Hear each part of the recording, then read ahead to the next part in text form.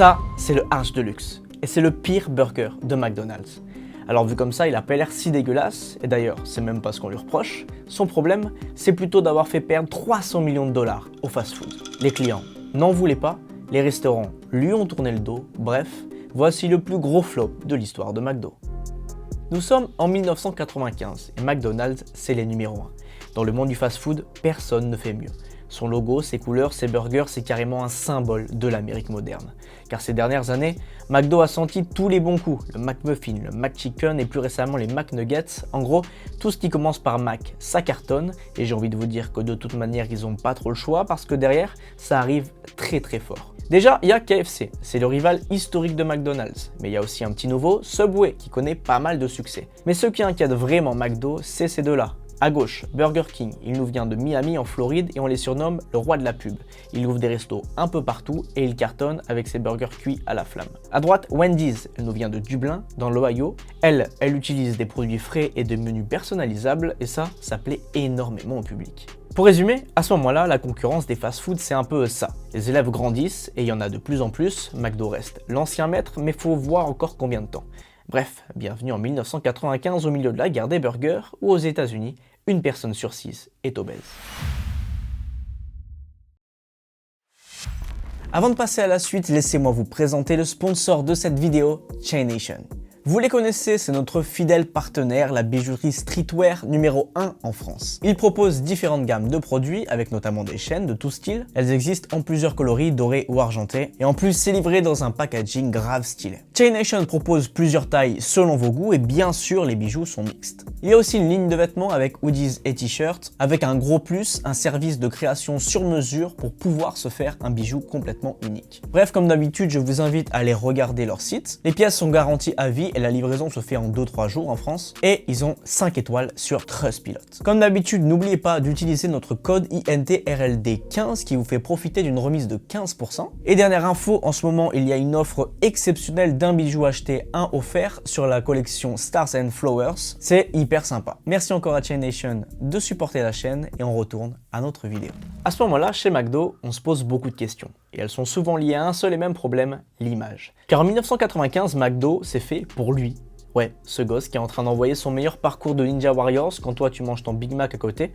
Alors évidemment, lui, il vient avec ses parents, mais ça résume assez bien la chose. McDo, c'est pour les gosses et la famille. Le problème, cette cible, elle est trop limitée. Et dans un secteur de plus en plus concurrentiel, McDo a besoin de faire comprendre que ces restos, ils sont pour tout le monde, et pas seulement pour les enfants et leurs parents. C'est là qu'ils vont avoir l'idée d'un nouveau burger censé bouleverser le marché. Voici donc le Arch Deluxe. Et lui, c'est son créateur, Andrew Selvaggio. Il travaille chez McDo depuis une petite année seulement. Et dans le monde de la restauration, le gars a un CV très solide.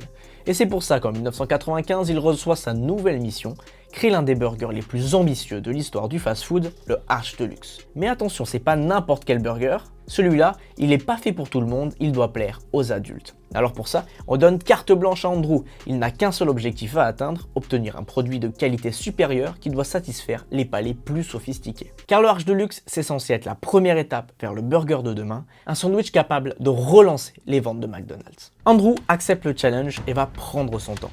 Beaucoup de temps, quasiment 1 an. Il s'enferme dans sa cuisine et la transforme en sorte de laboratoire. Il rencontre des boulangers pour avoir un pain absolument parfait. Il goûte plus de 30 moutardes différentes pour sa nouvelle sauce secrète. Il imagine de nouvelles techniques de préparation pour avoir un bacon poivré impeccable. Et au bout d'1 an, il ouvre enfin la porte de sa cuisine. Au milieu de la fumée, il tient une petite assiette dans la main avec dessus l'avenir de McDonald's, le Arch Deluxe. Un pain moelleux à la farine de pommes de terre, avec un peu de ketchup, un steak tendre, du cheddar fondu, puis du bacon. Mais du bacon au poivre, s'il vous plaît. Une tomate juteuse, de la salade et des oignons croquants. Et enfin, la sauce secrète. Fin mélange entre mayonnaise onctueuse et moutarde à l'ancienne. Le tout recouvert d'un délicieux petit pain.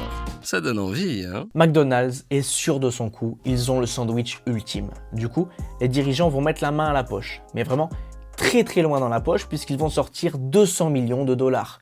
Faut se rendre compte d'un truc, en 1995, avec cette somme, tu peux carrément racheter les Lakers. Et là, McDo a investi tout sur un seul burger. C'est tout simplement le plus gros budget de l'histoire du fast-food. Du coup, à quoi ça va servir? D'abord, à faire comprendre aux gens que ce burger-là, il est meilleur que les autres. Et pour ça, qui d'autre que notre gars Andrew? Après tout, c'est logique, c'est lui le papa du Arch Deluxe. McDo va donc en faire l'égérie de ses pubs en lui mettant une petite toque et en jouant avec les codes de la gastronomie traditionnelle. C'est quelque chose d'assez inhabituel pour un fast-food et ça fait son petit effet. Aussi, toute l'idée derrière, c'est de montrer que ce burger-là, il est pour les adultes. Il faut mettre ça dans la tête des clients et y aller à fond. Déjà, avec un slogan. The burger with the grown-up taste. McDonald's Arch Deluxe.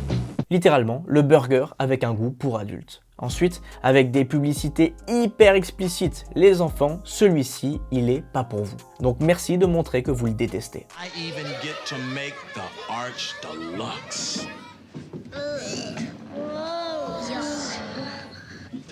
Bref, McDo voit en son Arch Deluxe une manière de relancer son économie et ne se refuse rien pour en faire sa nouvelle star. Bienvenue au Radio City Music Hall, l'une des salles les plus prestigieuses de New York. Alors quand McDo annonce une conférence de presse ici, c'est qu'ils ont un truc très sérieux à dévoiler. Ce soir-là, le monde du fast-food s'apprête à vivre un véritable tournant. Et j'exagère pas du tout, l'événement, il est carrément retransmis en liaison satellite avec Los Angeles et Toronto. Il y a toute la presse du pays qui est là, devant elle, tous les hauts placés de l'entreprise McDonald's. Il y a même carrément Ronald qui a sorti le costard pour l'occasion, le message est clair, les clients veulent de meilleures raisons de venir chez McDo. Du coup, McDo les a écoutés et a créé pour eux un nouveau sandwich, le Arch Deluxe. Alors ce soir-là, les dirigeants vont présenter leurs ambitions et elles tiennent en une phrase. Selon eux, le Arch Deluxe a de quoi rapporter $1 milliard en un an. Dans la salle du Radio City Music Hall, tout le monde a plutôt l'impression que McDo est en train de plier un classique. Le burger, il a l'air bon, les spots publicitaires sont cool. Normalement, le message est passé, McDo, c'est aussi pour les grands. D'ailleurs, c'est pour ça que Ronald ce soir-là, il est en smoking avec des danseuses. Et que ces derniers temps, on le voit dans des pubs en train de jouer au golf, au billard ou en boîte de nuit. En gros, McDonald's, il a changé. Le Arch Deluxe, c'est la clé du succès de McDo, le renouveau du monde du fast-food, la porte ouverte vers une cuisine de qualité supérieure. The Arch Deluxe. It really sucks. C'est pas moi qui le dis. McDo a tout misé sur un seul burger qui n'est pas à la hauteur des attentes. Les premiers retours clients sont bof, la presse commence à questionner le parti pris de l'entreprise. De son côté, McDo nuance un peu. Selon eux, les ventes ne sont pas non plus catastrophiques, mais dans les faits, ça a quand même l'air d'être assez compliqué. En lisant les articles de l'époque, on sent que le burger ne fait clairement pas l'unanimité, et il y a deux raisons à ça. Déjà, il coûte un peu plus de $2. Bon, aujourd'hui, avec ça, c'est à peine si t'as une sauce barbecue, mais à l'époque, $2, ça suffit pour en faire le burger le plus cher de la carte. Après, c'est logique dans la stratégie McDo, qui dit burger de qualité supérieure dit forcément un prix légèrement élevé. L'autre truc relou, en revanche, c'est qu'au niveau du goût, c'était apparemment pas non plus banger. Vu la campagne de com, les clients s'attendaient à une grosse différence et c'est très loin de la claque promise par les pubs.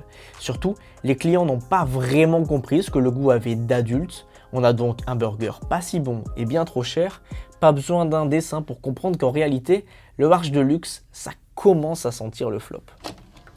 Ça fait 5 mois que le Arch Deluxe est sorti. Et depuis, les ventes de McDo n'ont pas du tout augmenté. Du coup, ce monsieur, il va un peu hausser le ton.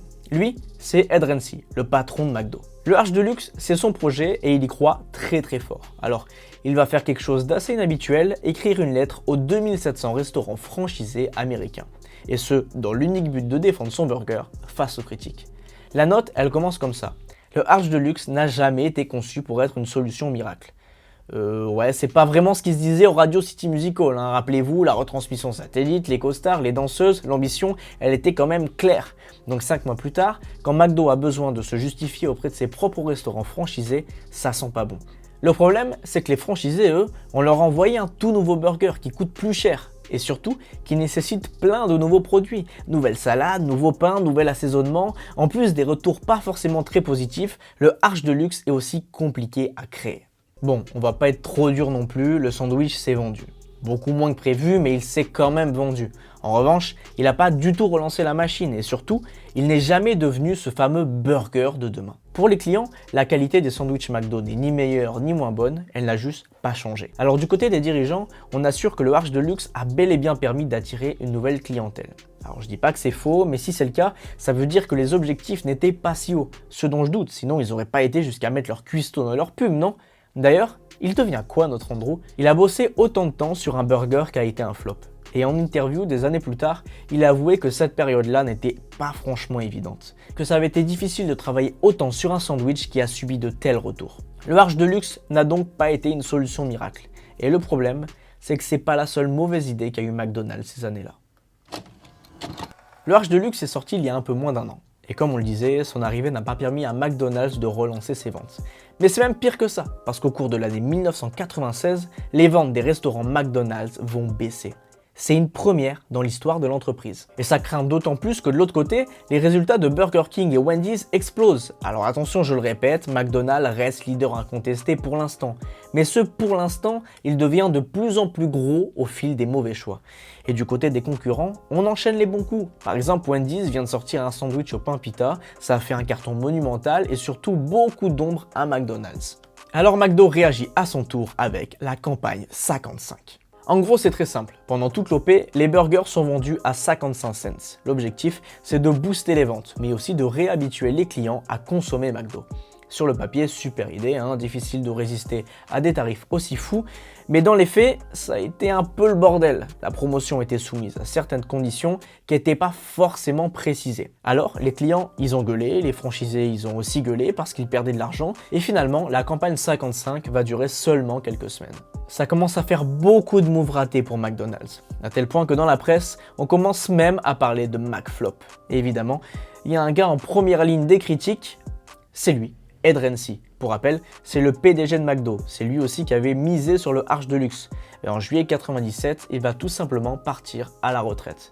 Officiellement, il va dire que c'est pour des raisons personnelles, mais en interne, on se dit que McDonald's a quand même besoin d'un sacré coup de fouet. Ed Rensi, c'est terminé. Nouvelle équipe, nouveaux dirigeants, nouvelle stratégie, McDonald's se reconstruit autour de nouveaux visages. Et surtout d'une nouvelle cible, lui, ce gosse que McDonald's a voulu écœurer avec son Arch de luxe, et si c'était finalement lui la solution miracle? En fait, les nouveaux dirigeants, ils ont toujours la même idée, séduire une clientèle adulte. Mais ils vont avoir une approche beaucoup moins radicale, par exemple avec ça.